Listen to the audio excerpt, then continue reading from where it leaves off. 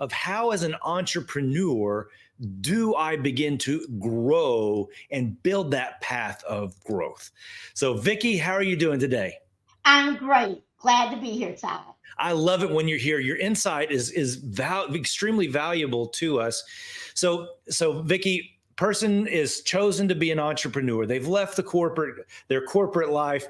They want to broaden out on their own, but they've got to grow as a person. They've got to grow everything, both personally and as a business, is about growth, or they got to go backwards. They got to go back to where they were. We don't want that to happen. So help them. How do they begin this path of growth? Does it begin with mindset? Where does it all start? Well, first of all, wanting to be an entrepreneur is not for the weak at heart, because you have to be ready to go with the ebbs and flows, as we know. So the first thing you have to do is to get your mindset right. That mindset of really getting prepared.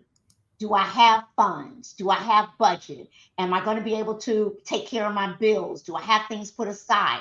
Have I thought about my plan? Do I have the roadmap of what it is I really want to do? Now, 90% of entrepreneurs start because there's something they're really good at, and they just want to expand it. I'm a great marketer. I just want to market everywhere. I just want to help other businesses market their business. However, when you become an entrepreneur, there's all these different areas of business you have to think about. How am I going to do my pricing? How am I going to market to the people to even want my services? Because see, here's what happens as an expert. I'm the marketer. My language, the things I talk about are just coming to me. But to the person who's hearing it on the other end, you have to be able to speak layman's terms. But that layman terms must hit a pain point. And you have to talk directly to them about that pain point. It's back to what we talk about, that favorite frequency or radio station, WIIFM. If you're not saying what's in it for me that hits my pain point, I don't hear you. I don't have time, because it becomes very difficult for me to decipher that. So the mindset of preparation is critical before you ever begin. Understanding, who am I going after? What is it that I really want to give to them? What passion do I have, and where do my talents lie? I love where it all begins with that radio station that, whether you realize it or not, you are always dialed into what's in it for me. Did I get that right? That's right. That's right. All of our own radio station. That's exactly right. So you feel like the first step is making sure the messaging is connecting with the right audience. So you're talking to them and their pain point. That's correct. Okay. And you also have to understand what the market will bear. Is that a commodity? Is that something everybody's doing? Is there a little twist on what you can do and give? And I want to address the issue that when entrepreneurs go out there, a lot of times they'll say, well, I can't do this. Somebody else is doing it. I want you to remember something. We are all unique individuals with a unique perspective. And you never know when your perspective touches the pain point of someone else. If they go, wait a minute, you're really speaking to me. I understand your story. And it's about sharing our stories of connectivity. I understand your story and I can relate to you. So I therefore want to talk to you to have further conversation. When we begin, once we understand that, we can then begin to look at our ecosystem. So what's an ecosystem? An ecosystem consists of not only the services you have, but what are the services people need before they come to you? And what are the services people need after they leave you? Because once you understand where you can play, guess what? You also can understand where you can grow. Because you can then grow to that full ecosystem. And there's many ways to get to that growth in terms of doing that. That's a very interesting perspective. I actually had not thought about that in terms of this is the playground, the sandbox that I'm in. This is where they're coming from and where they need to go after. And these are the kind of the businesses that intertwine with one another. That, I guess, that sets up ultimately the lead flow, which you don't grow unless you've got customers. I love that. That's a fantastic perspective. So not only figuring out that customer's pain point, but then the ecosystem, how do you figure those out? Well, you know, when you think about any craft, anything that you do when you offer a service, and you ask yourself, why am I offering this service? What do I want them to get out of it? And we begin to address that pain point. We then say, before they come to me, are they already hurting? Is there something else that contributes to that? Now, that growth piece on the forefront, allows you to understand potential partnerships for growth, understand what they're coming in with or might be missing. They could come into your pipeline, but they're missing something. So, yes, they have a pain point, but they're also missing some things that say what actually happens during that workflow. Just like when they leave you, okay, I've given your marketing blueprint, you're ready to go. What happens after that? How can I filtrate and continue to keep them around over and over again to get that back in?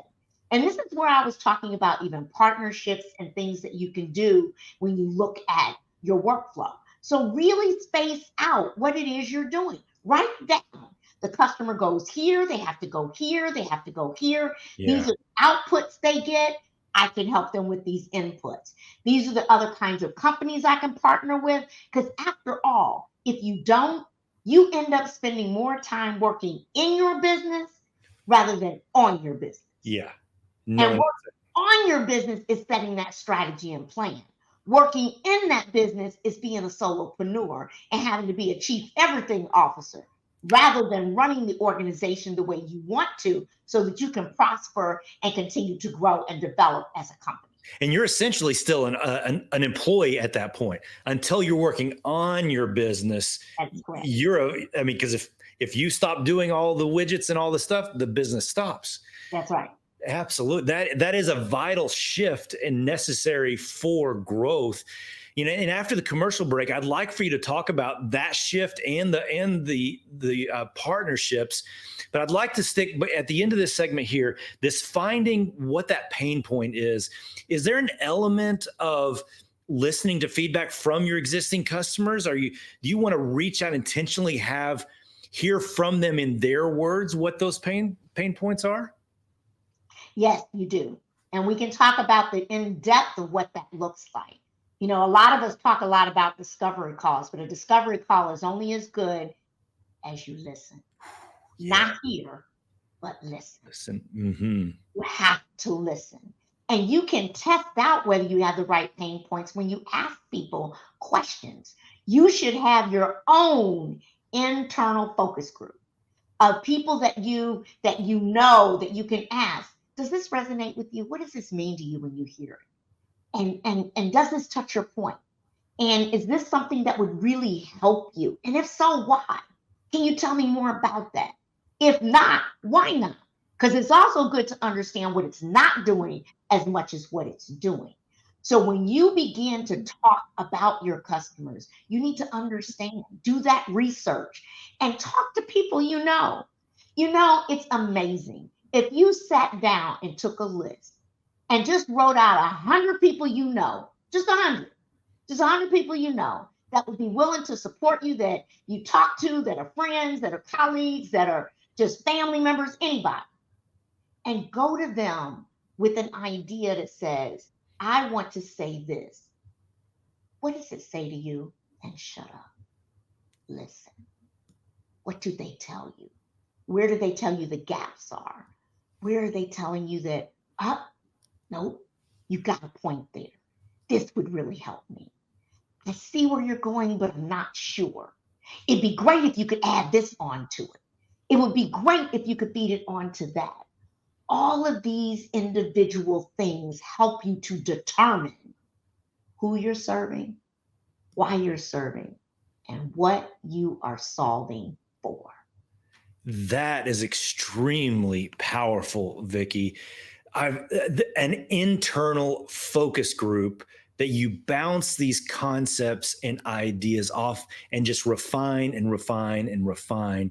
One last thing before we go to the commercial break, how we interpret feedback is also vital in that, because sometimes you get as an entrepreneur, you start the business because you feel like you've got the answers. But in order to receive feedback, you have to be open. There has to be a degree of openness.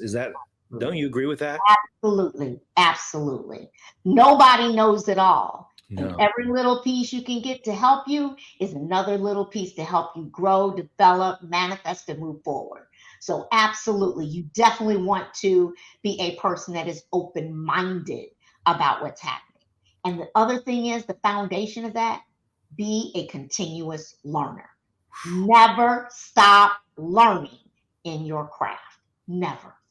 I absolutely love that. Read, take classes, learn from others, but you can never stop learning in your craft because time changes too fast.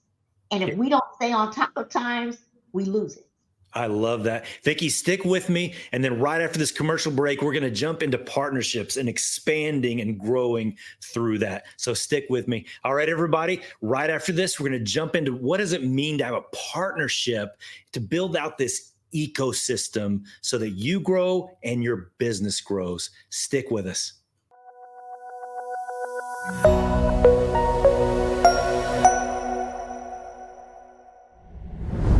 All right, welcome back, everybody. I'm glad you stuck with us. I'm excited to get right back in this with Vicki because so often as an entrepreneur or even a leader of any sort, we get in this mode where we feel like we're all by ourselves. We can't ask anybody. We can't talk to anybody. We've just got to trudge forward all by ourselves. But the reality is we are in an ecosystem of other businesses. I love how Vicki set that up as really a key path to growing as an entrepreneur. And so let's find out more about what she meant. Vicki, an ecosystem within the business. At one point you talked about it's like the sandbox of knowing what comes before, what comes after. But you said there's power in the partnerships. Yes. We don't want to just give away our business and sign off and give away the profits and sharing. What does that mean? How do we grow our ecosystem? Well, I'm glad you asked that question, Todd, because there's many different strategies and philosophies you can use when you start thinking about a partnership. For example, if I am a person, and I'll use my own business, one leg of my business, I do a lot of technology strategy. I work with a lot of disruptive technologies, and I'm doing a lot of things within change as big companies are implementing technology solutions. Well, when I'm in there, I'm hearing. And what am I hearing? I'm hearing about things that they're missing, things that aren't there, gaps that they have, and things that are occurring. So I have a partner that I work with that when I hear about implementations and we're talking about infrastructure, I have a partner that does infrastructure. They do the cabling, the wiring, the network, the servers, the routers, the Wi-Fi, everything. I have a partner that works for me. Now, when I have the customer, he comes in under my name as a partner and is an extension of what? My team. So it's another capability that I can offer to the client I'm already in. I'm not trying to get a new customer. I already have a customer. And we know it's easier to expand with the customer you have than having to go find somebody new. So now I see this problem. I have a potential solution because I did a partnership on that, because I listened and heard what those opportunities could be. I really like this angle of partnership because the initial way that most people picture partnership, because they went to be an entrepreneur, to be the leader. Now I'm going to give away 50%. But this is more strategic relationships as partnership. It's not that you have equity stake within the company. Mm-hmm. It's we are sharing a customer base And Mhm. even really like this creative approach when you know when where the lead is coming from, Mhm. you're able to white label. They're with me. They're part of that team. That Mhm. really requires a lot of communication between you and an arrangement with that partnership. What's another way we can develop in this ecosystem and partnership? Well, and the way those things came about was simply because as I was listening and hearing problems, I started connecting dots to see how technology could help it and where I could spin off to actually offer bigger services. Another thing with partnerships is that if you take your product, who else cares about it? What other businesses care about your product? Who cares about what you offer? And how does it help their business? Now we're going to a B2B model, not a B2C necessarily, but a B2B model. So, what other business is it that I could use your services? So, let me talk about one even with my business coaching service. So as I work with entrepreneurs and CEOs, they're all people, they're all leaders, and they all are trying to make a difference within their company and the community. So as I talk to them, I might find, oh my gosh, they really need a tax accountant. They don't have a tax accountant. So, who is in my partnership strategically in my ecosystem that I can help them have a tax accountant that's competent, qualified, that I know that can help them get where they need to be as a business? And I worked out of the arrangement with the B2B in terms of how I can send clients to them and what that would mean. Likewise, that tax accountant has a lot of clients that come against that they talk to that may really need some business coaching because of where they are tax wise and what's happening. Guess what? They can send clients to me. Again, it's not finding a client, it's leveraging an existing customer relationship. That's And big. that's what makes it strategic. So it's important that when you begin to think about it, it's not just the end consumer that's doing what I'm doing. What other businesses care about what I'm doing? And how big can I think? How global can I think? That's the second piece. The second piece is global because it's about location. So, do I have the ability to do things globally? Can I satisfy these pain points globally? And if not, how can I expand my reach? So we're not just talking about capability, we're also talking about reach. We're talking about how far can I get out there and what does that look like? So that we make sure that our growth is encompassing of all. So before we get into really the global and the reach, so would you say that this finding these other people, if the customer's journey is this long, you don't, and it's acknowledging you only want to do this much of it, and just viewing this whole journey in slices. So who can do this slice? Who can do this slice? Who can do this slice? And then building relationship between those two, because so then you're not all having to come up with fresh leads, customers, and clients. We're now building all one big relationship by slicing up the total customer journey. I really like that picture. Is that a fair assessment of how to view that? Absolutely. And what it is a win-win strategy. Who loses? Nobody. That's The right. customer gets what they want with all the things that they're looking for. A business gets what they want in terms of making sure they connect all the dots and they don't have all the operating expense, people expense, all those things that go with it. And then you end up getting clients that are, that through that partnership that you didn't have to go seek and find. So who loses? So it's all a win-win strategy in terms of moving forward. But there's many of those that you can think about as you continue to talk about the growth of an organization and making those things happen. And I think another implied benefit of that slicing it up in the ecosystem, it also prevents you from stepping out of your area of genius, spreading yourself too thin, which creates those negative relationships, those things that you're growing and then you have a hardship that, maybe a loss or a bad reputation because you just tried to do too much. Mhm. And so that really brings in, it insulates you more, so you can have less of that that urge to try to do too much. Oh yeah. Yeah. How often does an entrepreneur say, oh, I can figure that out? Oh yeah. Yeah. We do that too. But do you? Right, exactly. And it's because we want to be all things to all people, but we can't.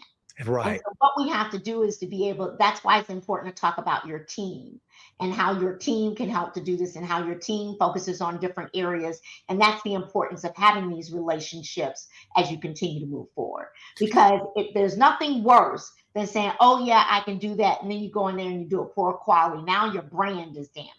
Forget about just the project, your brand is damaged. And we know that trying to recoup our brand is the hardest thing to do. People will fuss about what's negative. They don't always say the great positive things you do. And that's why we have to leverage other things to help us as entrepreneurs. When you get ready to do a job, ask for a testimonial. When you get ready to make things happen, get a testimonial. Have these things where other people, like I say, are carrying your glass of water for you. You don't have to carry it alone. It goes a long way when you're able to do that.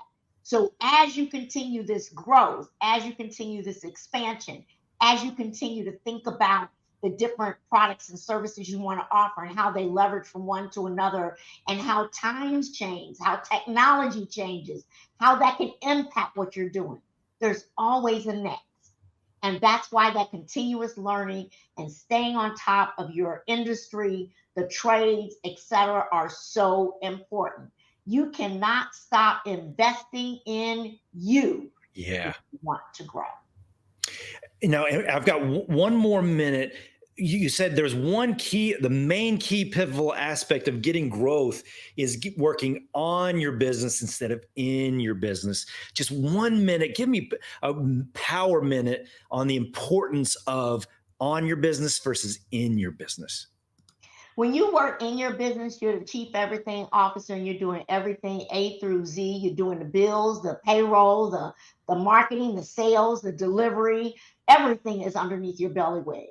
And you're trying to get it done as a solopreneur, or even if you have 2 or 3 people, you still don't have enough in terms of what it takes to get the job done. When you're working on your business, you're strategizing. You're thinking about the art of the possible. You're thinking about today, tomorrow, and 5 years from now. You're thinking about where you want to grow. You're thinking about how the industry is changing, markets are changing, how customers are changing, how new generations are changing things. What is that doing in terms of needs, wants, values, and desires? Being able to think about those things, you have time to think. And that's something that a lot of entrepreneurs don't have when they're in the business. How do I find time to think? That vital space. Vicki, every time you were on the show, it is absolute fire. So thank you so much, because that being on, working on the business, being able to strategize versus always having your fingernails dirty and in the business, that is so critical. Thank you so much for the time, Vicki. Thank you so much for having me. It's been a joy. Absolutely.